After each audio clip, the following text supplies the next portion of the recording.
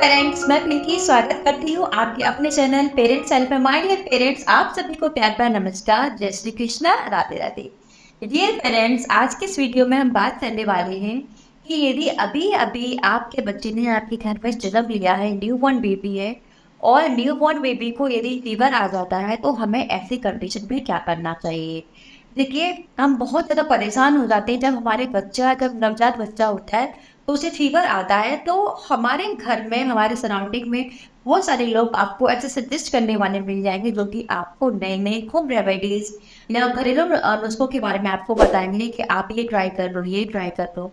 लेकिन आपको थोड़ा सा केयरफुल रहना है, क्योंकि नवजात बच्चा है। हम कुछ भी बिना सोचे समझे अपने बच्चे को नहीं दे सकते। तो हमें क्या करना है, यदि हमारा बेबी न्यूबॉर्न बेबी है और उसको फीवर आ जाता है, तो हमें किन किन बातों पर ध्यान में रखना है।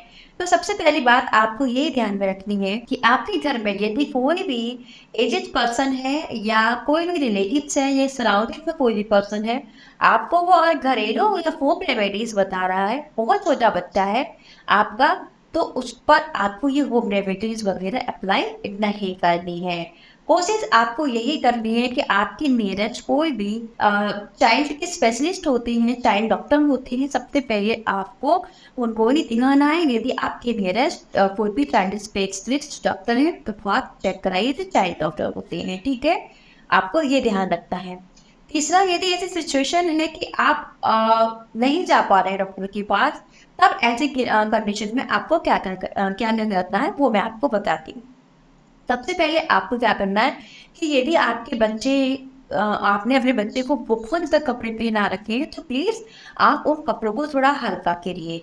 अगर आपने बच्चे को डबल ट्रिपल कपड़े पहना रखे हैं, तो कम से कम आप एक सिंगल कपड़े में ही हो आप उनको पहनाइए, उनकी क्लोथिंग है वो कम करिए, ठीक है। अगर आपने सर्दियों का समय है तो आप सॉक्स वगैरह निकाल सकती हैं, क्योंकि सॉक्स पहनने से भी गर्मी बढ़ती है, टेम्परेचर बढ़ता है। तो यहाँ पर आपको जो बहुत ज़्यादा कपड़े हैं वो हल्का कर देना है।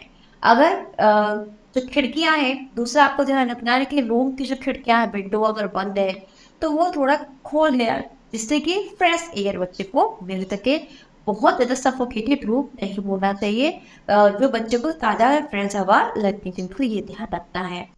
थर्ड जो बहुत इम्पोर्टेंट है वो है कि जितना हो सकता है मदर अपनी ब्रेस्ट फीड अपने बेबी को कराए, क्योंकि जितना ब्रेस्ट फीड मदर अपने बेबी को कराएगी उतना ही बच्चा हाइड्रेट रहेगा, टेम्परेचर डाउन होगा और बच्चे की जो इम्यूनिटी है वो बढ़ेगी। जो भी इन्फेक्शन से फाइट करने के लिए उसकी इम्यूनिटी बढ़ेगी अगर वो मक्का फीड कर रहा है। तो आप जितना हो सकता है अपनी फीड ही कराएं। इसके साथ ही थर्मामीटर हमेशा आप अपने घर में रखिए, जिससे कि आप अपने बच्चे का जो टेम्परेचर है वो मेजर कर सकते हैं। अगर 100 है या 100 से डाउन है तो आप अपनी फीड कराएं, और बच्चे को समय समय पर दूध ही पिलाते रहें, क्योंकि छोटे बच्चे को पानी नहीं दे सकते हैं, कुछ अच्छा चीज़ हम नहीं दे सकते न्यूबॉर्न बेबी को माँ के दूध के अलावा।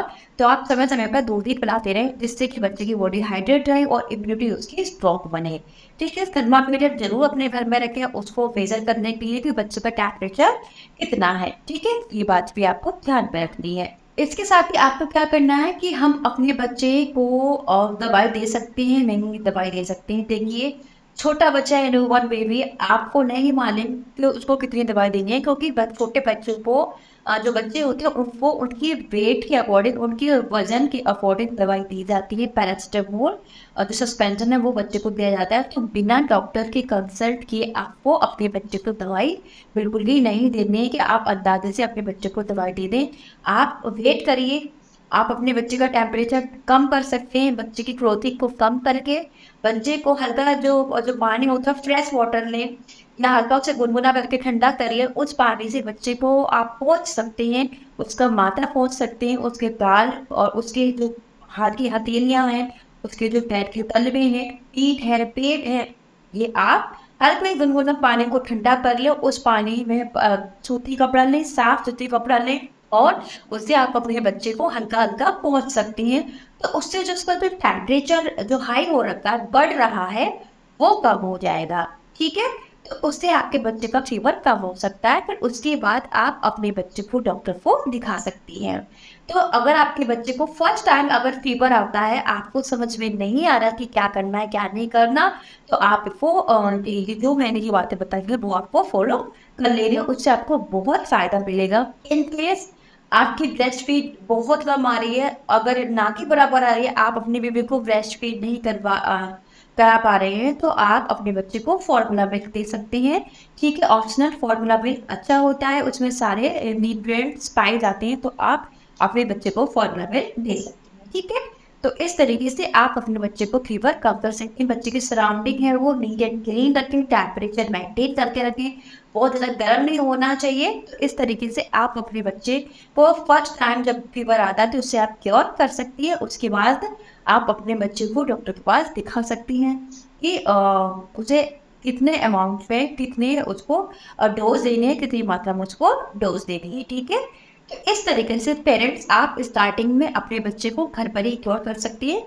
लेकिन जब आपको नॉलेज नहीं है किसी भी बात की, तो प्लीज़ किसी की बातों में नहीं आए, किसी की बताई हुई होम रेमेडीज अपने छोटे बच्चे पर ये नुस्खा ना अपनाएं, वो बहुत रिस्की हो सकता है। बस आपको ग्रीन पट्टी आप कर सकती हैं, बच्चे को खूब सारा दूध पिलाएं, हाइड्रेट रखें, सराउंडिंग क्लीन रखें, जिससे कि बच्चे को किसी प्रकार का इन्फेक्शन ना हो।